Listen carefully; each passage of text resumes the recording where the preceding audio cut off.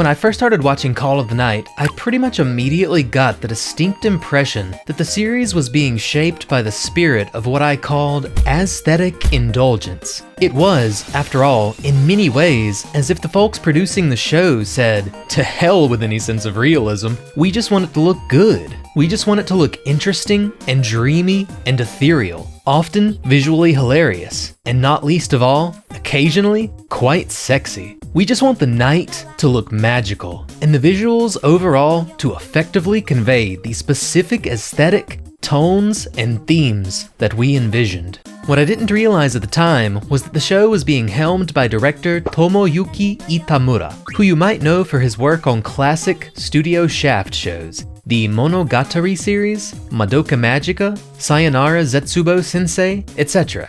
And by God, does the experimental nature of his resume show up in spades for this show. Now obviously, priority numero uno for any show embracing that dreamy Nightscape aesthetic, whether it be in the case of a show like Orb on the Movements of the Earth, or Train to the End of the World, or Jellyfish Can't Swim in the Night, or what have you, priority numero uno is that you simply must have a quantity, but more importantly, a variety of gorgeous nightscapes.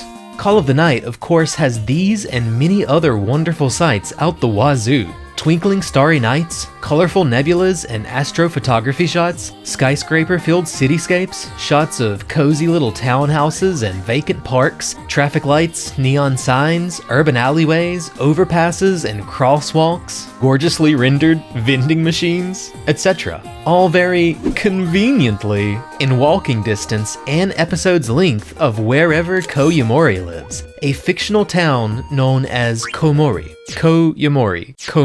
This has got to be intentional. No idea if it means anything though. What do you mean by that? Now that in and of itself might already seem a tad bit indulgent and unrealistic in a sense. After all, the chances of a city this interesting with this much variety existing in the real world might seem close to zero, especially if you live in the boondocks like me. But we're talking about the wonderful land of Japan. Isn't it beautiful, boys? The ancient land of Japan. And according to a lot of these traveling photography blogs and Reddit sightings I dug up, it would appear that most of these sites do actually originate from photography work done in Saitama, the capital and the largest city of Saitama Prefecture, Japan. Nonetheless, one could not be blamed for thinking that the density of interesting locations in this show was unrealistic, or at the very least, a bit indulgent. But I think what really gives Call of the Night this aesthetic indulgence, the perfect nightscape aesthetic, is, generally speaking, how perfectly unrealistic its use of basic elements like lighting and color are. Its approach to crafting this aesthetic is to be wholly indulgent. Ironically, given the effort clearly put into its photography work, the approach seems to be to capture the magic of the night without holding itself to any aspirations of photorealism, to unshackle itself from real-world concepts like light pollution, theoretical physics, and even the mortal coil. Get it? Because it's about vampires? Anyway, back to light pollution. Vsauce, Michael here. Light pollution is the excessive or inappropriate use of artificial outdoor light, which obscures the stars in the night sky. I know that because I copy-pasted it from National Geographic. In short, light pollution is the reason why sites like these don't really exist in real life, and why the closest ones you'll find are not actually going to be in a brightly lit neon city. They're gonna be in the middle of the nowhere, in the boonies, like me, where night walks under a clear sky are still fairly magical, just ironically, specifically because there are no street lights around to help you see. None of that is really taken into account in Call of the Night, however, except for when it's used for specific visual metaphors, or to represent the passage of time and how people's perceptions of the night have changed, such as this Season 2 scene. Basically, light pollution only exists in this series specifically when it's put there to represent the fact that a character has lost their sense of how magical the night can be. This relatively unsubtle nightscape aesthetic is always perfectly lit, including large light-filled cityscapes that don't by any means realistically obscure the gorgeous skyboxes or nightscapes that loom behind them, certainly never to the extent that they would in real life. Even with all the skyscrapers casting all this light, the night sky shows little to no signs of that real-world light pollution. It casts bright, saturated, sweeping, painterly layers of starlight, nebulas, and galaxies far away, seldom going for the subdued approach of black backgrounds with subtle twinkling white stars, which is what you would normally see making up the vast majority of nightscape shots in other anime, even well-funded, highly produced ones. Not all of them, of course. There are obviously some exceptions in shows like Train to the End of the World and Orb on the Movements of the Earth recently, but most shows and movies alike, especially those that take place in bolstering cities, go with the realistic, aka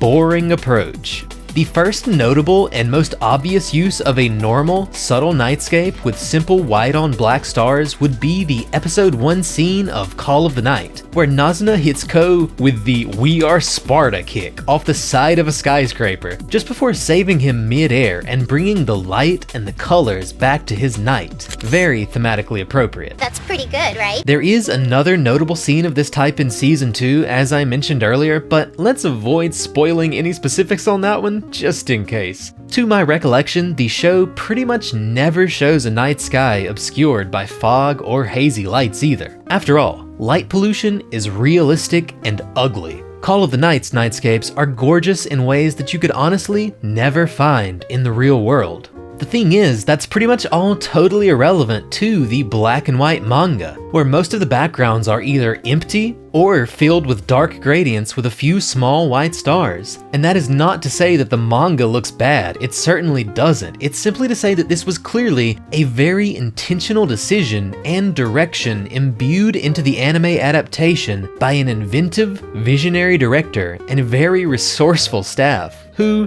I'm gonna be honest, I would imagine probably created a lot of these backgrounds using the brush and pattern tools in a program like Photoshop, because that would 100% be the easiest way to make tons of these kinds of shots quickly. But even if I can imagine an easy, resourceful way that you might create these backgrounds, they still look damn beautiful and pair wonderfully with expert compositing and the neon aesthetic of these real-world Saitama city streets. And after all, why go for subtle night skies or light pollution when everything can be drawn by hand or with digital brushes in Photoshop to look exactly as you envisioned it, through art direction, lighting, color, and compositing? Literally just make it prettier than real life. No one will actually care how realistic it is if it's dazzling and has a wonderful sense of art direction that really conveys the tone and themes of the show. But anyway, speaking of those saturated colors, another wonderful thing that the show does is it takes those skylight hues, and depending on how moody the scene on the ground level is feeling, it colors portions or in some cases even entire scenes awash with those colors, occasionally shifting them mid-scene to account for sudden tone shifts. Likely the first example of this, what Crunchy Bagels refers to in his video as non-diegetic color changes, is the first scene where Ko is staying the night at Nazuna's apartment.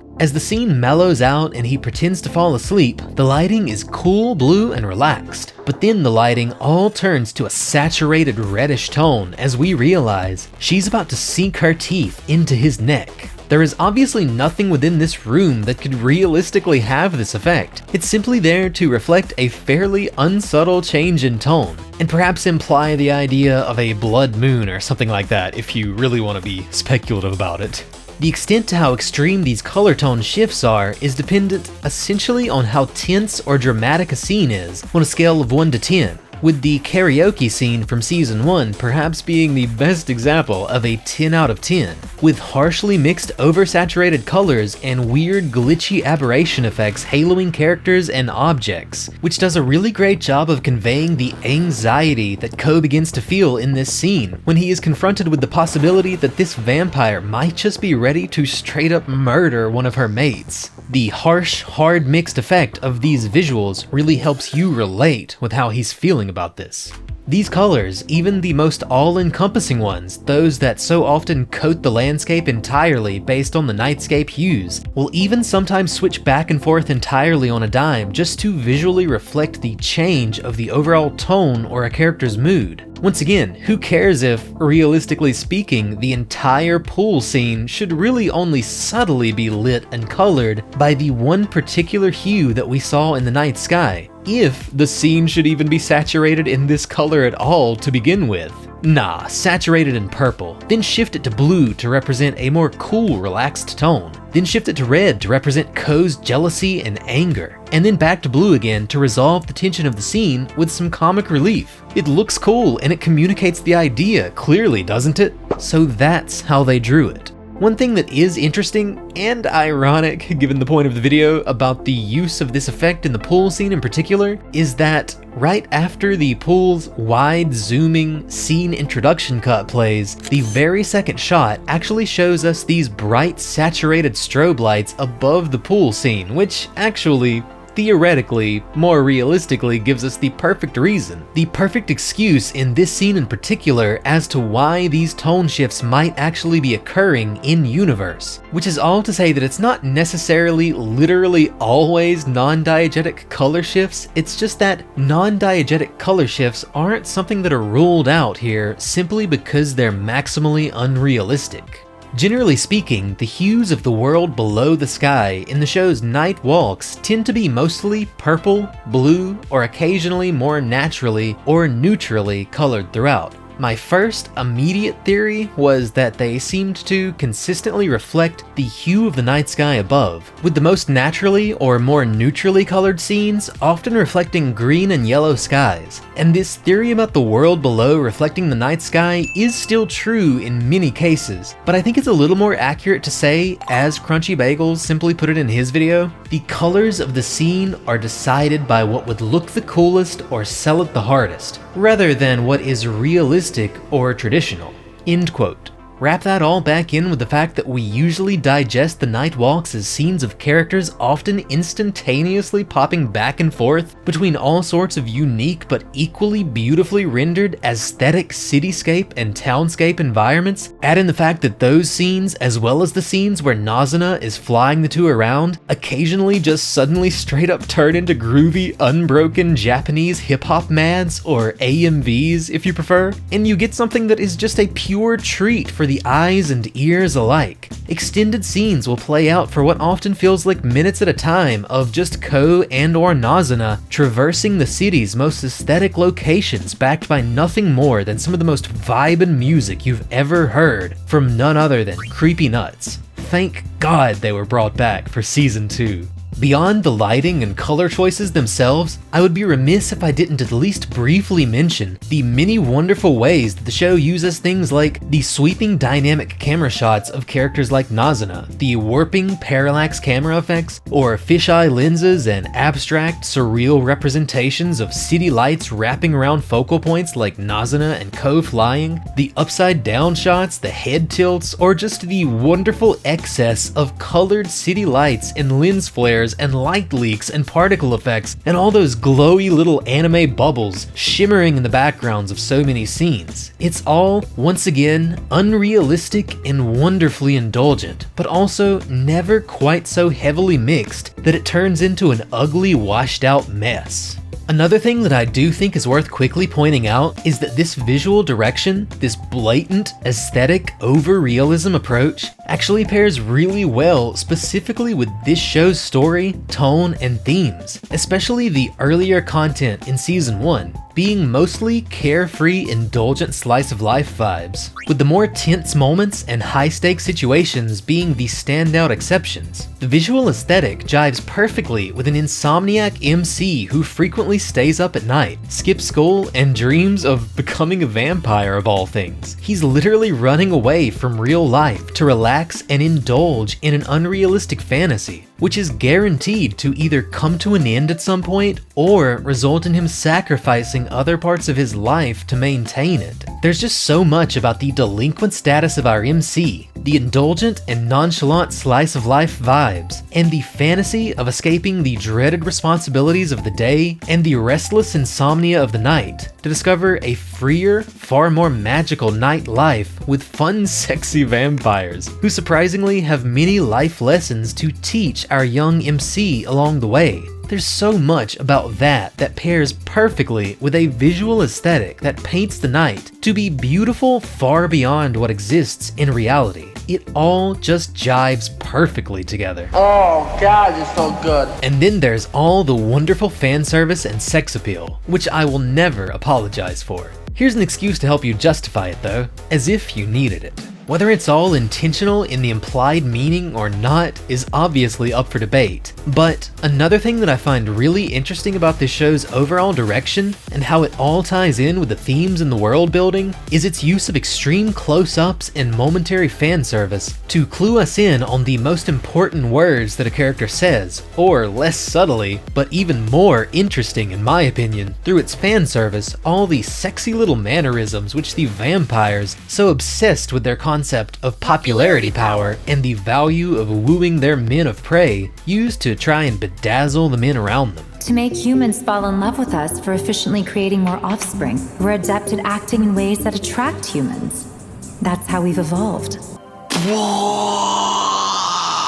Now personally, I don't need a reason to appreciate quick cuts to gorgeous crossing legs, swinging hips, supple bosoms, or glossy lips, because I just like well-drawn fan service. It's a cool part of the appeal of anime, and the often cleverly framed sense of sex appeal that it provides is significantly more visually interesting than a bunch of boring shot reverse shots of everyone's faces. That's that boring modern Hollywood shit. Just draw it so that it looks cool, and/or sexy, and/or badass, and/or emotive, and/or funny or cute. For all I care, change the art style completely depending on the tone. Just make it all visually appealing, and frame it in a variety of different interesting ways, with a variety of different angles. Yes, including the voyeuristic ones, a variety of subjects, and yes, a variety of body parts as well. That provides visual appeal, variety, and interest. You don't need an excuse to make a show in a visual medium visually appealing. You don't need a long, well thought out excuse for why this kind of visual variety and anime-specific novelty is justified.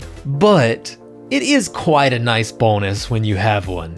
It's pretty cool to think that there's kind of a practical in-universe explanation for why the girls are always doing this, and why the camera, or eyes theoretically, are always drawn close to these movements. It's a really interesting and consistent use of these cuts, which really reminds me of that cool quirk that KyoAni is so famous for, which I seem to notice in more and more anime generally speaking, when they use a character's fidgeting arms, or more often legs, to illustrate their current action or emotion or standing in a scene, instead of just showing us yet another portrait or full body landscape shot. I think that kind of stuff is all really cool, and it's doubly cool when it has a real purpose, but it also all just provides more visual appeal and variety at a baseline level than you get in most shows and most mediums, generally speaking.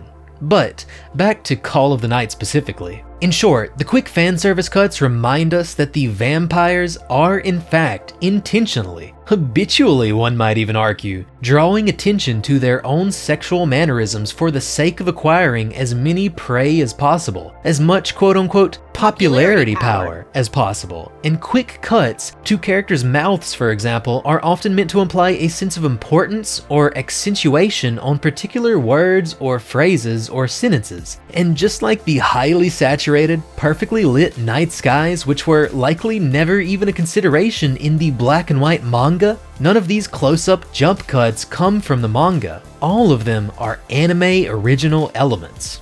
Couple all of these wonderful elements together, and you wind up with not only one of my absolute favorite adaptations for making bold, transformative decisions which add to the original vision and accentuate the story, themes, and ideas of the original story without necessarily taking anything away from it, but also an anime that is capable of making a setting as simple as the night into something fantastical and otherworldly, and I just freaking love it! I cannot think of another show or movie that does it better than this. And with all that said, if you think I'm wrong and there's another anime with a better Nightscape aesthetic, please post it in the comments below so that I can go watch that shit, my dude. Yes, it was all part of my master plan to outsource some Nightscape anime recommendations for free. I love this aesthetic, and I would love some recommendations of the best ones that you've seen. Also, if you're interested in hearing more of the nitty-gritty about how Tomoyuki Itamura and the legacy of the Monogatari series influenced this show's visual direction, maybe check out my boy Crunchy Bagel's video on the subject, even though he doesn't make anime videos anymore. Anyway, peace.